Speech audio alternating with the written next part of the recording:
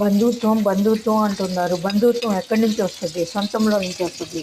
ప్రేమ ఎక్కడి నుంచి వస్తుంది? పనుల్లో నుంచి వస్తుంది. డబ్బు ఎక్కడి నుంచి వస్తుంది? మనుషుల్లో నుంచి వస్తుంది. విశ్వాసం ఎక్కడి నుంచి వస్తుంది? ఆత్మీయతను చూసి వస్తుంది. అంతేగాని ఎంతసేపటికి నువ్వేం ఇచ్చావు, నీవేం తెచ్చావు అది కాదండి కావాల్సింది. ఎప్పుడు చూసినా ఇచ్చావా తెచ్చావా అనేటోళ్ళు రేపు మీకు ఏదైనా కష్టం వచ్చినప్పుడు ఎవరేం చేస్తారు? ఎవరు చూడరు. ఈరోజు నాకు వచ్చిన కష్టం రేపు మీకు రాదని గ్యారంటీ ఉంది?